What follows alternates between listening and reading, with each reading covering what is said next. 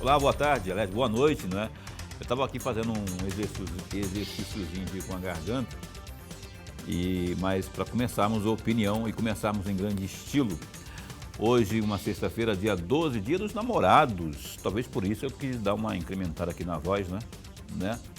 Olha, uma ótima noite para você que se liga aqui no Opinião, que está no ar a partir de agora e vai até às 8h30. Com muita satisfação a gente volta de uma forma muito especial. Hoje a gente vai falar de segurança pública, não é?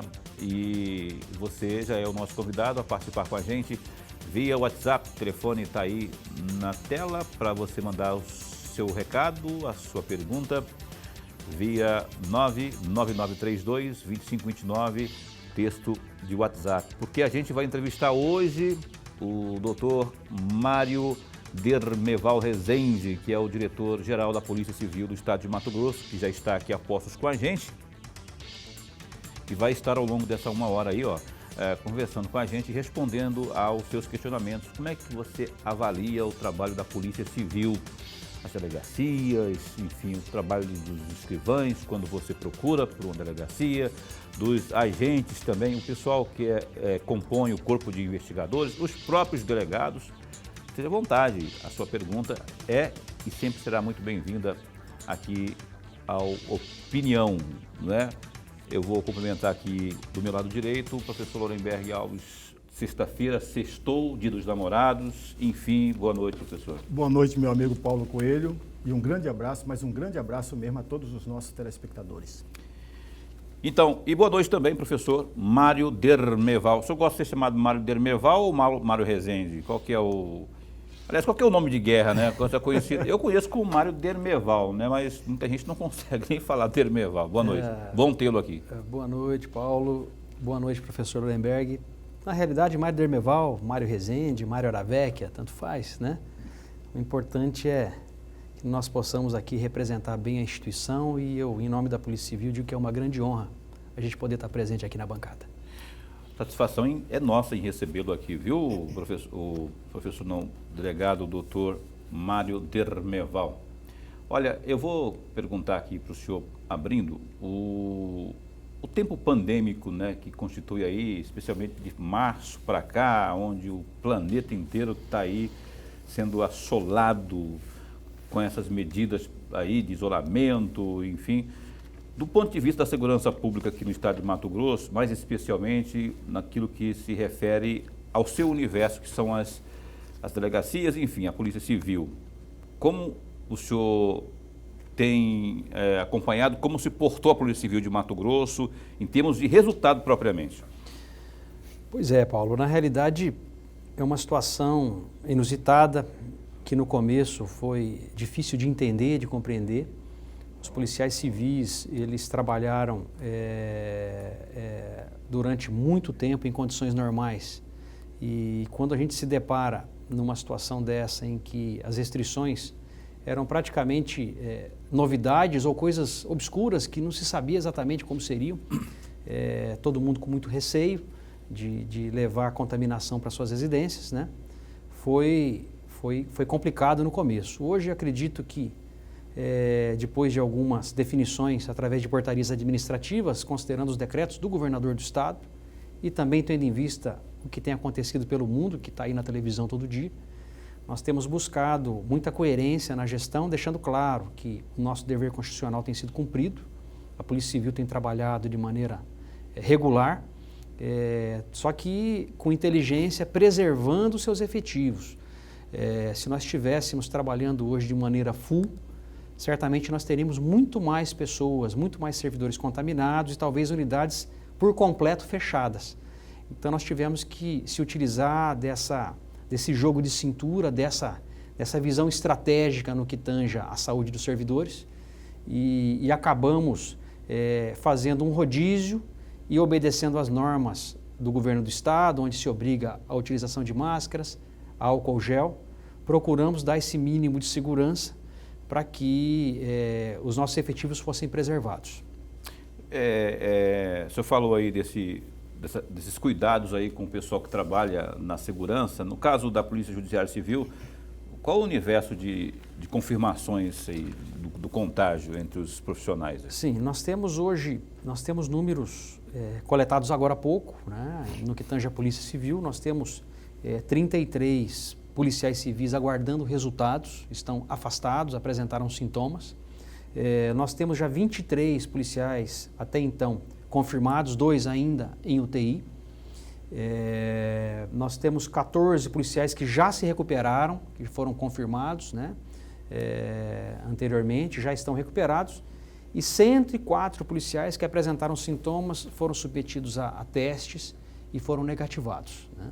A gente, até nessa hora, nós temos um pouco de dúvida, porque nem os exames são fiéis.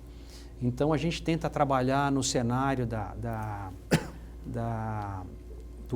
na realidade, da forma com que o policial tem sentido os sintomas, e muitos deles podem, de maneira assintomática, estar também portando o coronavírus e sequer o companheiro do lado vai saber. Então, por isso que a máscara e o álcool têm sido interessantes. E o nosso cenário nesse momento é esse. E que fique claro também que a Polícia Civil ela trabalha confinada, ela trabalha em delegacias fechadas, diferentemente das outras polícias. Hoje, os escrivães, os investigadores, os delegados trabalham em ambientes fechados. E isso tudo acaba propagando, possibilitando, facilitando ainda mais a propagação. Propiciando, né? Propiciando mais a disseminação. A disseminação do coronavírus. Professor, por favor. Bom, antes de mais nada, eu quero repetir aqui as palavras do Paulo, da nossa alegria em tê-lo aqui no nosso bate-papo. O nosso telespectador certamente já está ganhando e muito com a presença do senhor. O senhor falava na primeira resposta de que se adotasse uma outra maneira de trabalho, talvez uma unidade inteira seria fechada. Eu quero aprofundar um pouco mais essa frase em particular, casando ela com a afirmação do senhor no dia 8 de fevereiro de 2019. Naquela oportunidade, o senhor disse o seguinte, que algumas delegacias do interior podem ser fechadas temporariamente devido ao baixo número de policiais e à falta de estrutura nas unidades. Não é possível trabalhar com 3 policiais efetivos, pois as escalas de plantão não giram. Hoje, o senhor repetiria esta frase? Qual que é a data aí? Dia 8 de fevereiro de 2019. Professor, eu não repetiria porque essas 16 unidades foram suspensas efetivamente em suas atividades. Eram unidades foram suspensas? Foram suspensas e eram unidades pequenas, muitas delas que sequer poderiam ter sido abertas, foram abertas no passado, digamos num oba-oba, desnecessário, inconveniente para a instituição. E a Polícia Civil, que tem a natureza estritamente investigativa, com 1, 2 policiais ali para tomar conta de prédio, não investiga. Então, na realidade, foi um pleito muito preocupado que nós tínhamos, que apresentamos ao governador, que de maneira técnica e ganhando com isso desgaste político, topou. E ali nós suspendemos as atividades nessas 16 unidades, suspendemos, porque elas continuam criadas em lei, podem ser reabertas a qualquer momento, desde que nós tenhamos no futuro o efetivo necessário. E a gente entende hoje uma delegacia com efetivo mínimo necessário para funcionar de 6 investigadores, né? Porque nós teríamos que ter 1 por dia tomando conta do prédio, no plantão 24 horas, e mais 2 para efetivamente investigar, porque ninguém sai numa viatura sozinho para investigar, né? E hoje, num tempo de pandemia, né, como 2 mais 2 não são 4, antigamente eram, mas hoje não vão ser mais, porque os critérios hoje não têm mais muita lógica para nós mantermos as unidades, mantermos a instituição nesse cenário diferente, né? A gente vai levando do jeito que dá até que nós tenhamos, por fim, o final desse problema. Você está nos dizendo, então, doutor Mário, que Mato Grosso está trabalhando com quantas unidades que o senhor falou? Fechadas? 16. 16 unidades, o senhor falou que efetivamente foram fechadas. Sim. 16 a menos, quando se esperava 16 ou mais, 20 a mais, enfim, um sem número aí a mais. Não está fazendo falta, não, esse contingente aí de 16? Para esse pessoal que... Unidades fechadas fariam falta se nós tivéssemos policiais para colocar dentro delas, né? como nós não temos esses policiais, não tem como uma unidade da Polícia Civil ficar aberta sem o servidor, né? Sem o servidor. Não, tinha 3, né? Não era o suficiente, mas tinham 3. Tinham 3. E aí você não conseguia rodar o plantão. Aí você tinha armas e drogas apreendidas numa unidade que você tinha que trancar e deixar sem ninguém administrando a unidade. Não compensa. Aí você então não tem como.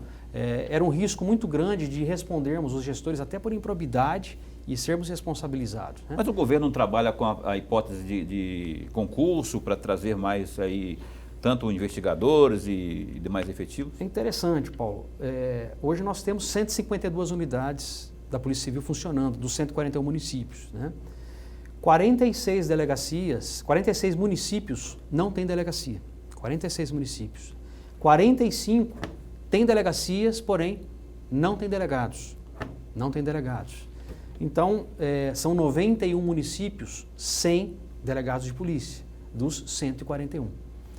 Agora, depois da apresentação de propostas ao governo do Estado, e e a gente fala com muita alegria que o governo nos ouviu de maneira técnica e precisa, nos estão sendo permitidas a posse de 30 delegados nessa terça-feira. E essa posse, ela vem já tardia, porém a gente faz muita festa porque nesse período não havia perspectiva nenhuma de se nomear, mas como eu perdi cerca de 55 delegados, nós tínhamos um déficit de 55 delegados de 2014 a 2020. As unidades foram se fechando e nós chegamos ao ponto de unidades como, por exemplo, Delegacia de Colniza. Delegacia de Colniza está sem delegado de polícia. Agora, como Colniza, uma cidade problemática. Problemática. Se o senhor analisar Aripuanã e Colniza juntos, eles têm um território maior que o estado do Rio de Janeiro. Um delegado para administrar toda essa região, enquanto o Rio de Janeiro tem mais de 500 delegados. O senhor vê a dificuldade do policial civil no Mato Grosso, a dificuldade de um delegado de polícia em administrar 2 unidades da complexidade de Colniza e Aripuanã sozinho.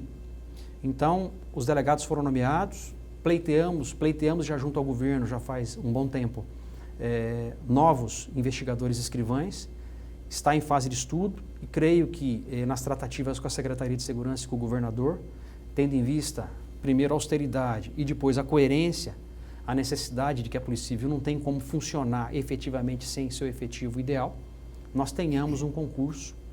Só que nós já estamos plenamente conscientes, Paulo, de que esses números que estão sendo perdidos, no máximo serão repostos.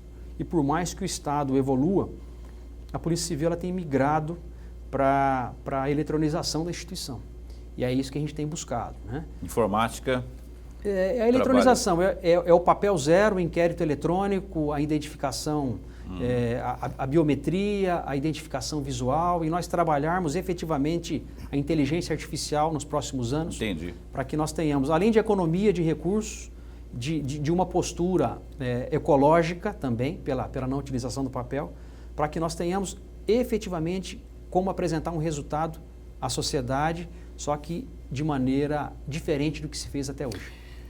Tá aí, portanto, eu fico um pouco desanimado quando eu escuto uma situação dessa, porque olha só, 30 vão tomar posse no dia 16, terça-feira, não é? 30 delegados vão tomar posse.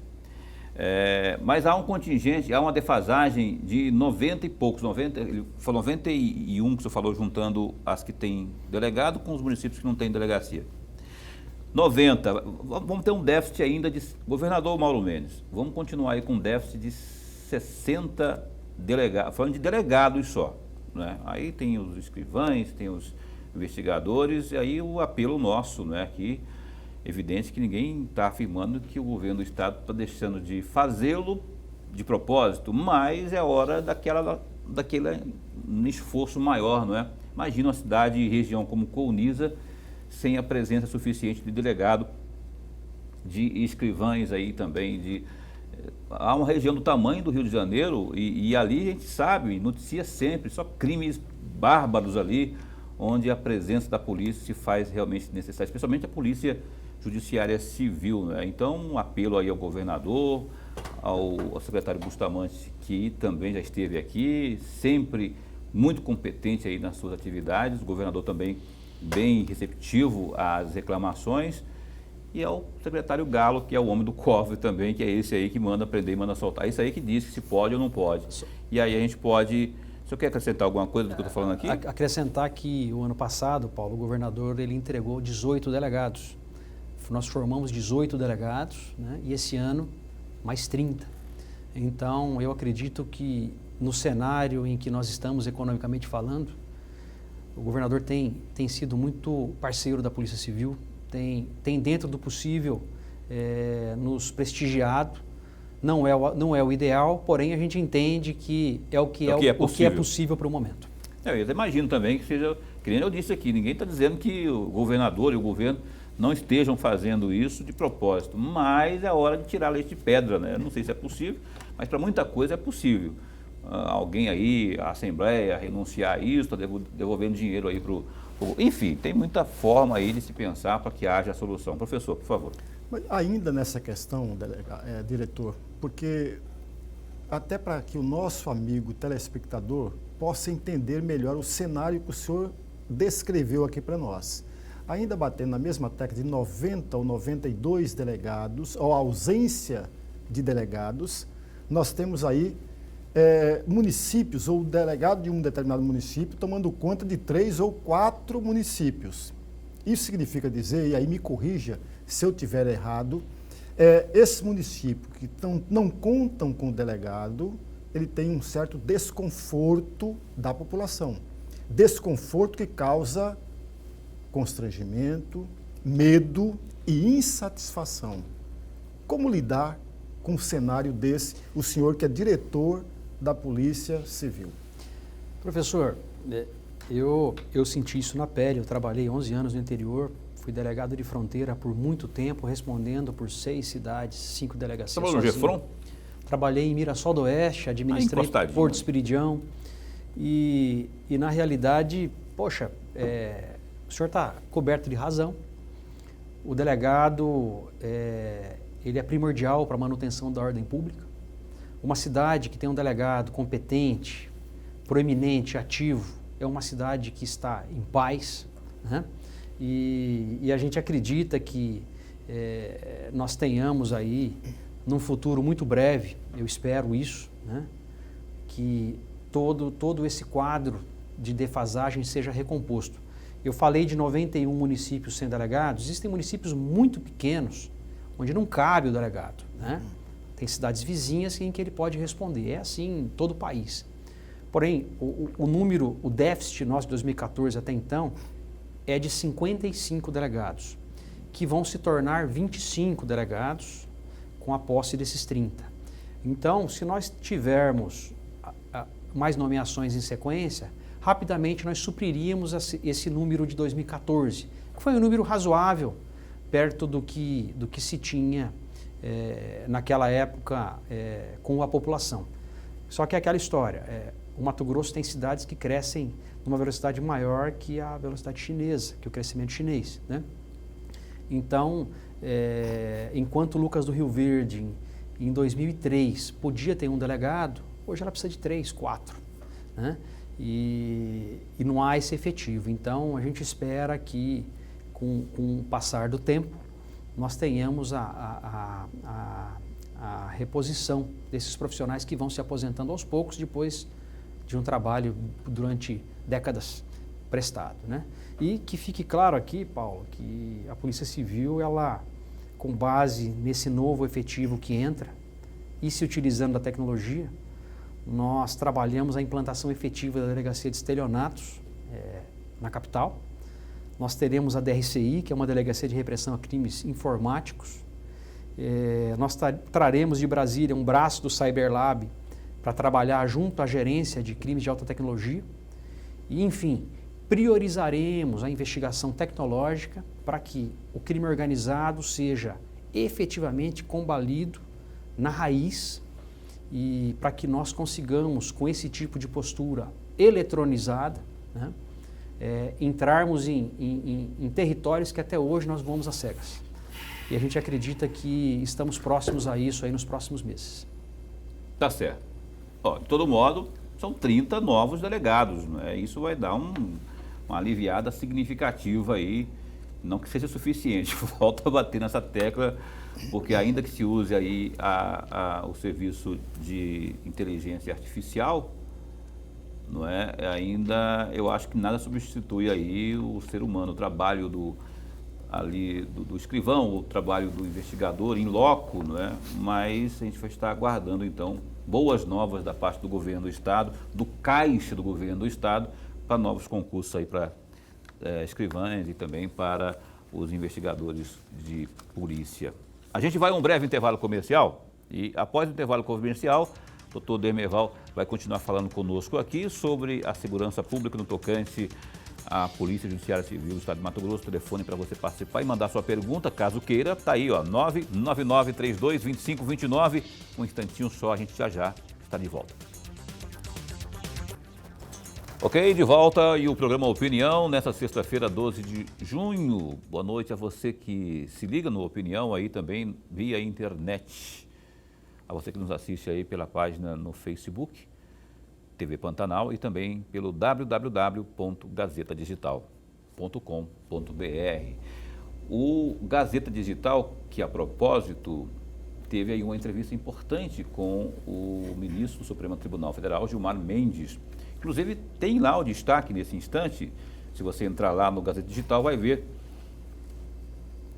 em entrevista ao vivo ao site Gazeta Digital, o ministro Gilmar Mendes do Supremo Tribunal Federal disse que se alguém tentou atacar a democracia brasileira, não teve sucesso. O ministro, que é natural de Mato Grosso, mas especialmente ali de Diamantino, ressaltou que os poderes continuam trabalhando normalmente. Gilmar citou aí como exemplo o fato da MP 979, que permitia ao ministro da Educação escolher os reitores de instituições federais nesse período de pandemia por conta do novo coronavírus. Tem também esse destaque aí, ó, no Gazeta Digital.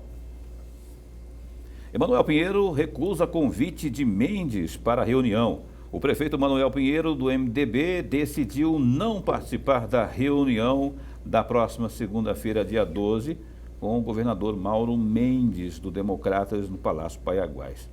A iniciativa para a tentativa de uma trégua na troca de acusações de ambos vem fazendo nas últimas semanas.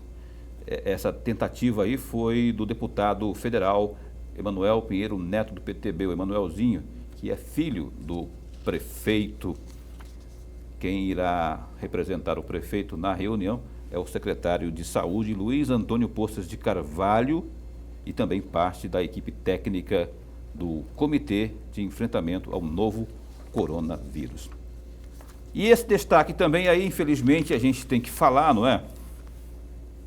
Cuiabá registra 10 mortes por coronavírus nessa sexta-feira. Nessa sexta, dia 12, Cuiabá registrou mais 10 mortes por Covid-19. Com isso, a capital chega a um total de 51 mortes causadas pelo novo coronavírus. No painel dessa quinta-feira, dia 11, constavam 42 óbitos de residentes da capital. Contudo, foi constatado aí posteriormente que um desses óbitos era de morador de outra cidade. Hoje, este óbito foi registrado no município correto e foram registradas outras 10 mortes ocorridas nessa sexta-feira. Infelizmente, a gente não gosta, eu tenho pavor de estar noticiando aqui. Mas, enfim, é notícia, né? É notícia. E eu estava recebendo também agora há pouco o boletim do secretário de Estado de Saúde, o Gilberto Figueiredo, dando conta também do número de mortes. Você ouviu o boletim de mortes do dia? Está quanto mesmo? 181. 181. Em primeiro lugar, Cuiabá com 53, segundo, Várzea Grande com 33. É isso mesmo. E 12 de Rondonópolis. E a taxa das UTIs, você ouviu? Não, dos leitos? Eu Para vi, mas não me lembro. 67%. 67% é muita coisa. Aqui, ó, exatamente isso. A taxa, não, 69,5% taxa de ocupação. Ou seja, temos hoje 71 UTIs, né, leitos de UTI. Com mais de 5.300 infectados. 5.300 infectados no estado de Mato Grosso, segundo a Secretaria. Para ser mais preciso, 5.390. E o Brasil já é o segundo, já ganhou da Inglaterra em infectados e mortes. 41 mil. Nós estamos quase 42 mil mortes no Brasil todo e mais de 829 mil com infectados. Cuidem-se, tem que cuidar.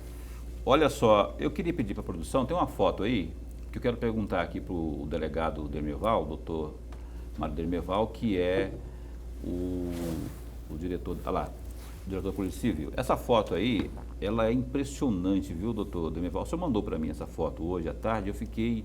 A verdade, eu já tinha visto isso em algumas delegacias, mas quando a gente vê que ainda existe isso, olha só, o que é isso aí? É um sucatão? Isso é a realidade de algumas delegacias do Estado? Olha, olhando assim, você falando que é de uma delegacia, você fala, então tudo bem, é de Cuiabá. Não, Sorriso. Olha só, eu achei que era de Cuiabá. Sorriso, que é uma cidade de porte médio. O senhor imagina, então, o pátio das delegacias de porte de cidades grandes, né? Na realidade, a Polícia Civil, ela adotou um programa chamado Pátio Limpo, que inicialmente foi adotado junto à DERF-VA pelos delegados que ali estavam, que ali estão e estão num processo de prensagem de veículos, e nós decidimos implantar isso no estado todo, elaboramos uma cartilha, estamos em contato com o Judiciário e estamos trabalhando o processamento da autorização judicial para a distribuição de todos os veículos. Nós calculamos aí de 15 a 20 mil veículos entre motos, caminhões e carros, né, nessas unidades. Primeiro, pela questão organizacional. Segundo, para se ganhar espaço e podermos nos locais construirmos, ampliarmos os nossos ambientes de trabalho. Terceiro, por questão de ecologia mesmo, né? Porque o lençol freático, por exemplo, no Parque das Águas, estava sendo diretamente afetado pelos fluidos derramados por veículos que se encontravam nos fundos do Detran e da DERF. E então tem se buscado essa postura. E aí muitos perguntam, poxa, mas é tão simples fazer isso, o Detran fez, mas as apreensões do Detran são diferentes das apreensões da Polícia Civil. Onde está a diferença aí? A apreensão da Polícia Civil, ela tem um processo judicial vinculado ao veículo, tem um crime vinculado àquele veículo na maioria das vezes, enquanto que no Detran é uma infração administrativa. Então, administrativamente, você, através de regras e normativas, você prensa os veículos. Para a Polícia Civil, você precisa da autorização do Judiciário para prensar veículo por veículo. Mas aí não é o caso da delegacia, da Secretaria de Estado de Justiça, Segurança Pública, fazer esse meio de campo aí no sentido de facilitar, a gente sabe um mutirão aí envolvendo aí o Judiciário e o Governo do Estado? Então, Paulo, o que se fez foi isso. Nós fizemos reuniões com o MP, fizemos reuniões com o Judiciário e hoje, com essas tratativas e com essa cartilha pronta, nós esperamos até o final do ano que vem não termos mais carro nenhum apreendido em pátio de unidade. Nós temos um contingente definido, o senhor sabe dizer hoje, nesse momento, quantos veículos, considerando especialmente motos, enfim, os veículos como um todo, estão apreendidos nos pátios das delegacias no Estado? Para o senhor ter uma noção, em Cáceres, cerca de 3 mil. Em Cuiabá, só na DERF, cerca de 3 mil. A gente calcula no estado todo de 15 a 20 mil veículos contando as motocicletas. É muita coisa. Só que o sistema de prensagem, com você com autorização judicial, é uma coisa muito simples. A empresa vem, esgota os fluidos e em um dia prensa cerca de 300 veículos, né? É uma coisa muito rápida. Então, o problema é a burocracia e nós estamos com essa cartilha driblando essa burocracia e acreditamos que até o final do ano que vem nós tenhamos vencido essa etapa com a limpeza efetiva dos pátios das unidades. Fazer um levantamento para colocar em leilão, não é possível isso, do ponto de vista jurídico? Na realidade, os veículos, muitos deles vinculados a crimes, muitos deles têm chassis adulterados, câmbios trocados, já estão num estado de deterioração muito grande que não tem valor comercial ou não podem ser revendidos. Então, em cima do que o Detran tem feito, tem se usado o mesmo modal com a prensagem e a disponibilização da sucata para a empresa, que posteriormente faz a venda e presta contas para o Estado. judiação, né? Você vê essa imagem aí, imagem forte, e você vê que ela é muito comum, né, professor, nas delegacias aí do interior aí, a gente vê que enfim, choca. Eu tive a mesma leitura sua, viu, Paulo? A minha impressão era de Cuiabá. Pois é. Mas o diretor veio falar que é de Sorriso. Por falar no interior, diretor, no dia 28 de abril, o senhor teve um encontro com o diretor do interior, o delegado Valfrido, e mais 7 vereadores de Canarana. Qual foi o resultado prático desse encontro que o senhor teve? Na realidade, os vereadores eles vieram apresentar para nós problemas de infraestrutura nas unidades. Ali nós os convencemos a tomarem-se providências de acordo com o que se fez no estado todo, onde nós estamos. Nós acreditamos que nos últimos 3 anos nós já tenhamos melhorado cerca de 60 unidades, ou trocado de prédio, como fizemos em Várzea Grande, em todas as unidades. Todas as unidades de Várzea Grande ou foram revitalizadas ou foram substituídas por prédios extremamente de qualidade. Nós temos em Sorriso a construção de uma delegacia nova, TAC. Nós temos em São José do Rio Claro, construção de uma delegacia nova, TAC. A nossa sede também. Nós estamos correndo atrás do recurso. Então, nós orientamos eles a nos ajudarem a buscar esse recurso junto a termos de ajustamento de conduta, acordos de leniência, termos de cooperação com a prefeitura. E eles também se queixavam em relação ao efetivo, né? Aí nós entramos novamente na situação do efetivo, que não é um problema do governador Mauro Mendes, já se arrasta há muito tempo. A última nomeação, Não é do Mauro Mendes, mas é do governo do estado. Exatamente, é do governo. A última nomeação que nós tivemos de investigadores criminais foi em 2016. Então, apesar de nós termos, em relação, se nós formos comparar com os delegados, nós temos um número proporcionalmente maior de investigadores escrivães do que tínhamos em 2014 do que em relação aos delegados, faltam policiais. E isso não é diferente em Canarana. Porém, nós mostramos aos deputados, aos vereadores, que a condição deles ainda é favorável perto de outras unidades. Nós mostramos per capitamente o número de policiais por 1.000 habitantes. E eles viram que a situação deles ainda não é periclitante perto da de outras regionais, como por exemplo Sinop, né? que tem 0,6 policial para cada 10.000 habitantes, enquanto o Barra do Garça tem 2 policiais, né, para cada 1.000 habitantes. Né? Chegou a esse ponto de fazer esse tipo de... Nós fizemos... Menos gritante, aliás, o que tiver mais gritante que tem a prioridade. Né? Na realidade, Paulo, o que nós fizemos? Nós elaboramos uma ferramenta de dashboard, que é uma ferramenta de BI, que faz parte do pacote tecnológico, e hoje a Polícia Civil ela tem todas as informações na mão. Meu tablet está ali. O que você me perguntasse, eu te responderia tecnicamente em relação aos dados que eu tenho. Então, se antes não se tinha isso, as decisões eram tomadas às cegas. Hoje, com o que se tem, sim, as novas lotações, inclusive dos delegados, obedecerão critérios eminentemente técnicos, né?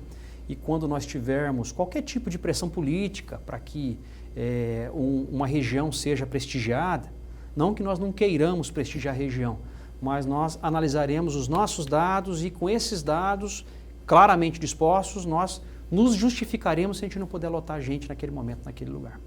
Ou seja, a inteligência artificial veio para ficar e está sendo uma grande parceira da Polícia Judiciária Civil. O que nós temos percebido, visitamos muito a Polícia Civil de São Paulo, é que o que para nós é futuro, para ele já é passado. E isso fez com que em 2018 nós acordássemos e mesmo que não houvesse o recurso, nós buscamos a parceria com o Ministério Público, com o Judiciário e conseguimos chegar a um recurso que nos permitiu a aquisição de aparelhos e o governador foi muito parceiro nosso na contratação de desenvolvedores, porque se você vai ter um sistema eletrônico, você precisa atualizar esse sistema constantemente, reformar esse sistema constantemente, você precisa de desenvolvimento. Quem faz esse desenvolvimento é o programador. Dentro da polícia eu tenho policiais, eu não tenho programadores. Um ou outro que programa. Uhum. Então, nos foi permitida a contratação de 8 desenvolvedores e a diferença está vindo agora com a procedimentalização. Nós estamos formulando aplicativos para uso policial e público. Nós estamos trabalhando totens de atendimento de boletim de ocorrência em aeroportos, em rodoviárias, em prefeituras. E já existe isso hoje? nós aqui? estamos em processo final de uns de aquisição, outros de desenvolvimento com os desenvolvedores. Nós temos hoje um centro tecnológico que foi inaugurado, que nós temos 20 pessoas trabalhando com desenvolvimento de sistemas para a Polícia Civil.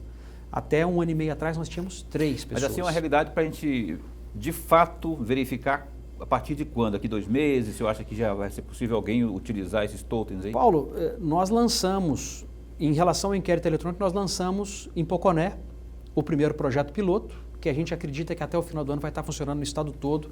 E até o ano que vem, até o meio do ano, nós teremos papel zero na Polícia Civil. Olha só. Então isso, além de gerar uma economia global de cerca de 20 milhões de reais, nós teremos a vantagem da agilidade, da credibilidade, enfim, e de tudo que vai se agregar à eletronização. Em relação aos totens, é um projeto nosso, que nós buscamos parcerias. O projeto já foi desenvolvido e agora nós buscamos parcerias com prefeituras, nós buscamos parcerias com o TRT, com outras instituições, para que a gente possa implantar o máximo desses aparelhos pelo estado todo, tirando as pessoas da unidade, dentro da unidade, podendo disponibilizar a elas o boletim de ocorrência, por exemplo, no shopping center, sem ter que necessariamente ser atendida por um policial civil.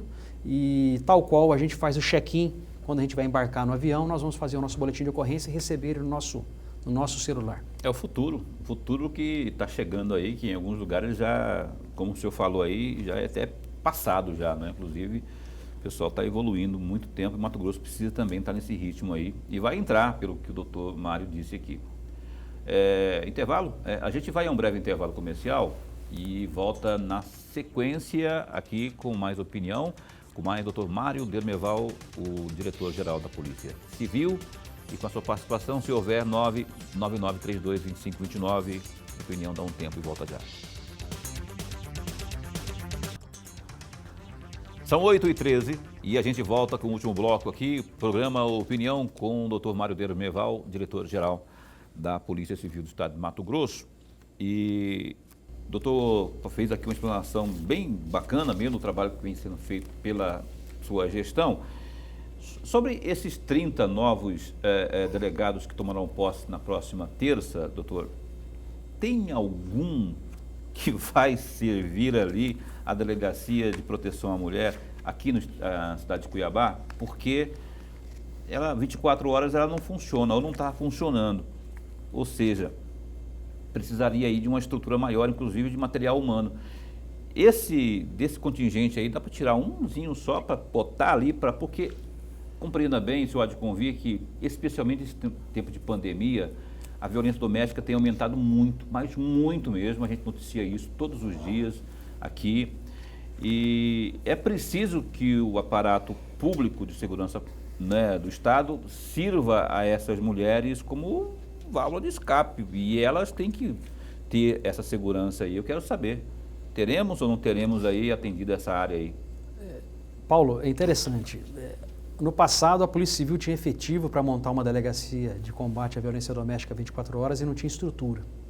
Hoje, nós temos a estrutura e não temos o efetivo. Interessante, né? Que fique claro que um dos principais motivos da nomeação desses delegados é a implantação de 2 unidades extremamente cruciais hoje para o funcionamento, para o bom atendimento à sociedade. A primeira é a Delegacia de Estelionato, que está criada em lei e não funciona. Nós temos uma seção dentro da Delegacia do Planalto, passará a funcionar. Efetivamente uma delegacia exclusiva. A segunda, um plantão de combate à violência doméstica 24 horas, com o prédio pronto, né, um trabalho brilhante, que a primeira-dama teve participação também trabalhando nisso. E nós teremos 5 profissionais, não são esses delegados que estão tomando posse, lógico. Nós estaremos encaminhando os 30 novatos para o interior e nós traremos delegados que já contribuíram no interior para a capital, para que ocupem, para que preencham o efetivo dessa unidade. Então, essa unidade passará a funcionar assim que essa turma nova de delegados estiver formada e disponibilizada no interior, para eu trazê-los do interior para efetivamente trabalharem nessas 2 unidades. Olha só, notícia boa então, nem que dos 30 vai sair alguém para preencher a Delegacia de Proteção à Mulher, mas o pessoal que está no interior, esse pessoal sim será adaptado, não é, e destinado aí, direcionado para trabalhar aqui. Teremos em breve, então, se eu puder dar data, se não tiver, mas pelo menos diga que não vai demorar muito. Nós acreditamos que essa turma de 30 delegados esteja se formando em agosto, né? E nós estamos deixando claro que os 30 vão para o interior, porque qualquer palavra mal colocada nos gera dor de cabeça em relação O senhor disse que ninguém que vai para Cuiabá, não é para o interior? Pois é, não, todos vão para o interior e os que têm mais tempo de carreira e tiverem interesse em vir para a capital, sobem para a capital. Acredito que uns 12, 13 delegados devam subir para a capital. E que seja 24 horas, porque esse negócio de ficar e fechar o final de semana não existe. A violência, infelizmente, está no seio de muitas famílias aí, especialmente no fim de semana, o cara toma umas aí e acha que é o Clark Kent, complexo de Clark Kent, não é Superman, professor? Diretor-geral, tem uma reflexão que eu gostaria que o senhor fizesse aqui para nós. O governador Pedro Táxi, durante a sua campanha eleitoral, falava a todo instante que queria fazer que as duas polícias trabalhassem em conjunto. No seu discurso de posse como governador do estado, ele repetiu isso e falou que esse seria um trabalho que ele iria implantar, que as duas polícias trabalharem junto, a Polícia Militar e a Polícia Civil. No entanto, a meu juízo, terminou o mandato e eu não vi, na prática, esse trabalho em conjunto. Mas antes de perguntar se agora está havendo trabalho, eu gostaria de citar aqui um trecho de um discurso de posse do senhor como diretor-geral da polícia no dia 16 de janeiro de 2019, que o senhor dizia naquela oportunidade: comprometo-me, entre aspas, comprometo-me desde já a manter de forma dura e muito séria o comando da instituição, buscando o combate rigoroso ao crime que aflige nossa sociedade, bem como junto às demais forças de segurança pública de Mato Grosso, trabalhar de forma conjunta. Fecham aspas. A minha pergunta é, de fato, está havendo um trabalho de forma conjunta entre a Polícia Militar e a Polícia Civil?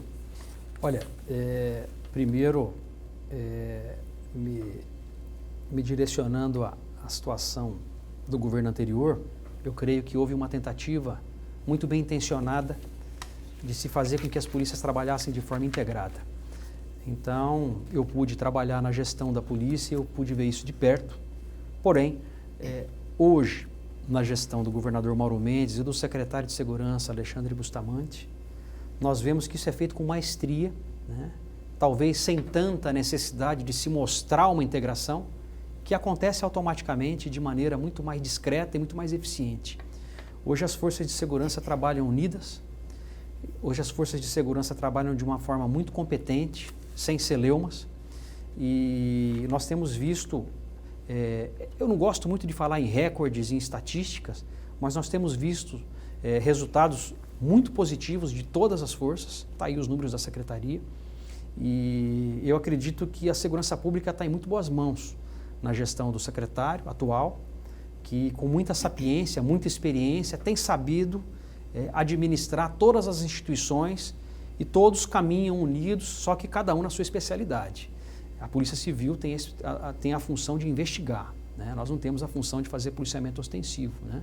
E a gente tem cumprido isso com todo primor, porém, nós não faremos o policiamento ostensivo, que não é nossa função.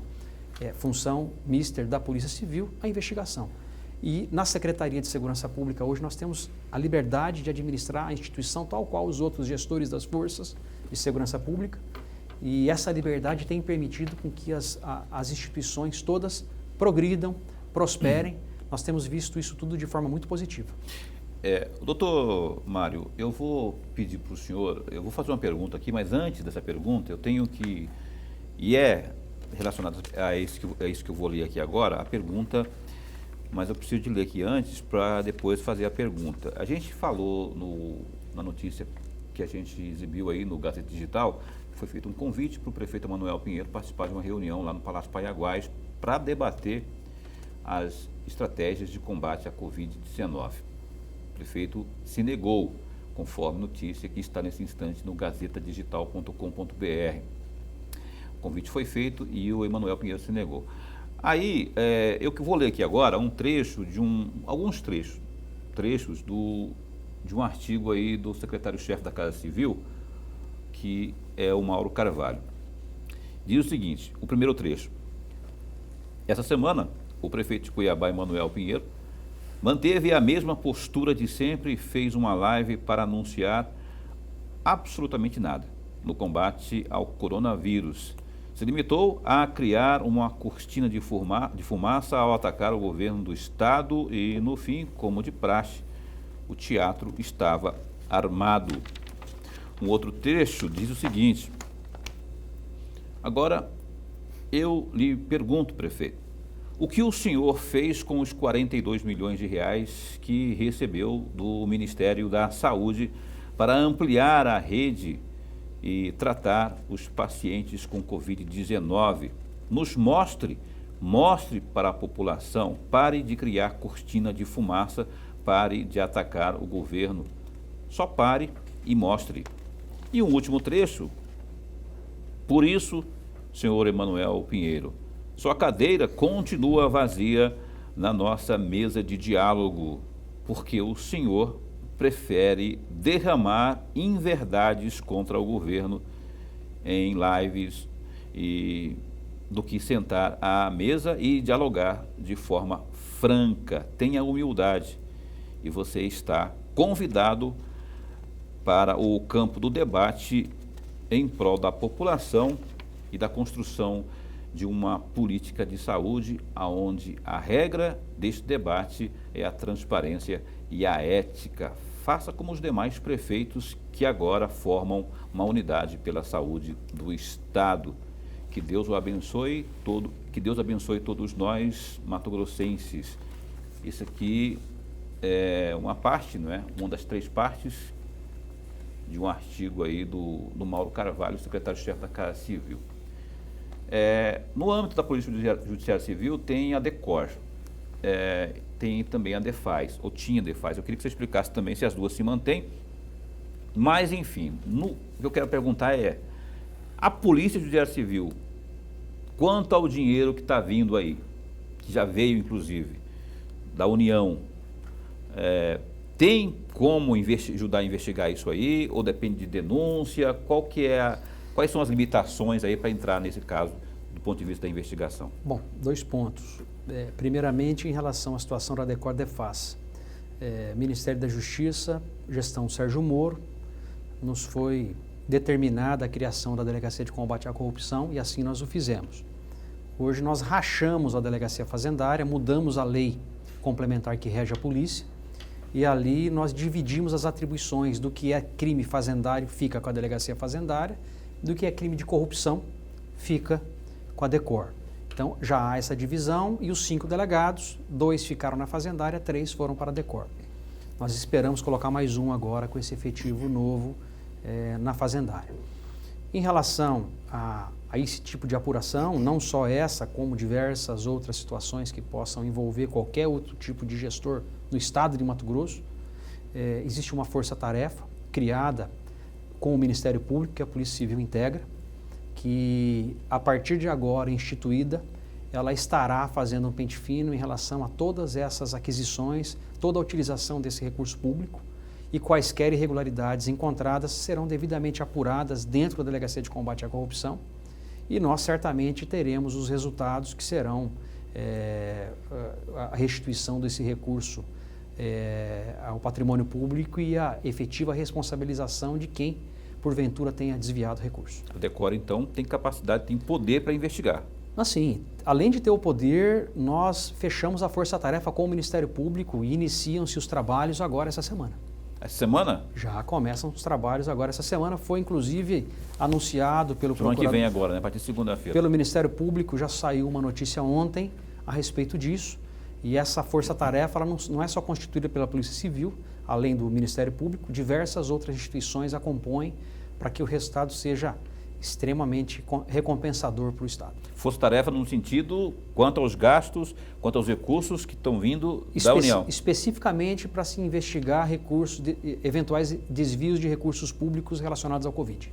Olha só, então, a informação aqui do doutor Mário Dermeval Rezende. Força-tarefa está chegando aí a partir da semana que vem, no sentido de, olha, Ministério Público também, a Delegacia Judiciária Civil, pessoal unido aí nessa força-tarefa para saber quantas anda aí o investimento por parte dos órgãos, tanto prefeituras, não é? Prefeituras especialmente. Todos os executivos que receberam esse tipo de recurso serão averiguados, né? Averiguados. E nós teremos 3 delegados nessa força-tarefa. O senhor sabe quais os nomes? Tem os nomes de cabeça? Pode dizer aqui? Eu não tenho aqui, mas eles já estão definidos. Eles já estão definidos. 3 delegados aí, mais Ministério Público, o bicho vai pegar. Quero ver então aí aquele prefeito que não está dando conta aí de explicar aonde que está o dinheiro, cadê os 40 e tantos milhões que vieram. Do outro lado tem também mais outros 20 que não foram explicados até agora, lá no Nortão. Enfim, você fica esperto porque informações virão. A gente não está torcendo aqui para escândalos não e nem para detectar aí corruptos não. Mas a gente quer saber a origem do dinheiro. Ou o senhor não quer, professor? Todos nós queremos, né, Paulo? Afinal de contas, o dinheiro foi ou vem destinado ao combate do coronavírus. Portanto, é um dinheiro carimbado.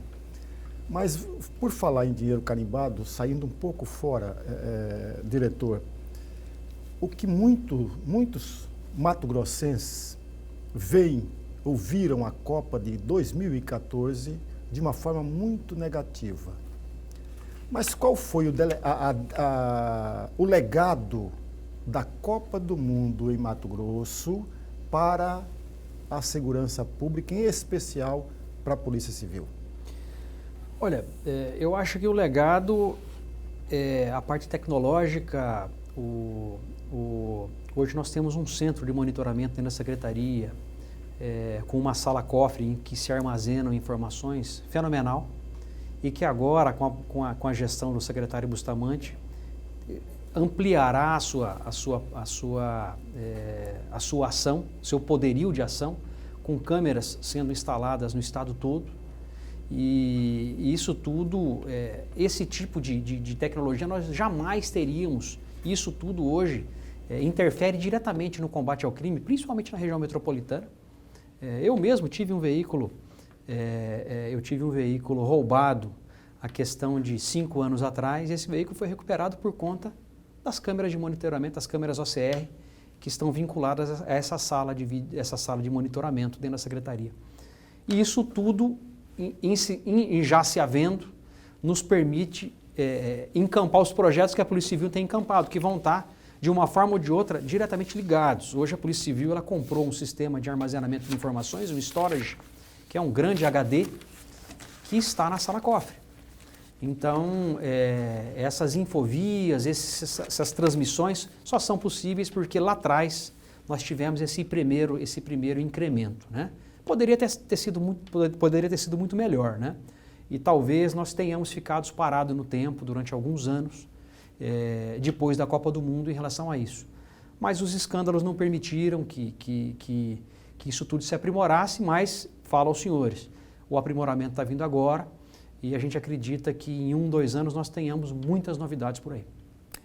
Tá certo. Doutor Mário Dermeval, eu quero agradecer ao senhor por ter vindo, né? Nosso tempo já se esgotou, não tem tempo para mais nada, só para agradecê-lo. Eu quero também aqui, pessoalmente, parabenizar o senhor, não é, pelo trabalho que eu acompanho, que o senhor desenvolve ao longo desse tempo aí à frente da Polícia Judiciária Civil. Parabéns, o que o senhor apresentou aqui foi uma parte dos resultados da PJC aqui no Estado, nessa gestão. Vamos torcer para o sucesso dessa força-tarefa aí junto com o Ministério Público, né, da DECOL, da DEFA, enfim, todo o trabalho que é feito da Delegacia da Mulher. E que assim que tiver novidades lá, conte conosco, a gente está aqui a postos para sempre bem informado. Muito obrigado por ter vindo. Ok, eu que agradeço, Paulo, agradeço o professor Lemberg e a Polícia Civil está de portas abertas aí para todo cidadão. Eu que agradeço. Valeu. Doutor Mário Dermeval Rezende, obrigado pela sua presença e vinda aqui. Também agradecer aqui a esposa dele, o nome dela é Elaine, que também veio nessa entrevista, em pleno Dia dos Namorados, não podia ser diferente. Dona Elaine, muito obrigado por ter vindo também, viu? E muito obrigado também, meu caro professor Lorenberg, por mais uma semana juntos aqui no Opinião. Muito obrigado, meu amigo Paulo, muito obrigado, delegado. E um grande abraço e um bom, excelente e abençoado final de semana a todos nós. Um fim de semana saudável, produtivo, abençoado por Deus a você, tá? Que as coisas boas apareçam e permaneçam, fluam sempre na sua vida. Na segunda-feira, a gente vai ter uma entrevista aqui com o senador da República, Jaime Veríssimo de Campos, do Democratas. Oportunidade onde você poderá participar conosco, perguntando como andam as coisas aí em Várzea Grande, onde o Jaime tem base, não é? E você pode participar conosco. Vou esperar sua participação e audiência na segunda-feira, às 7h30 da noite, aqui no 22, TV Pantanal, uma emissora do Grupo Gazeta de Comunicação. É isso. Fica bem, fica com Deus também.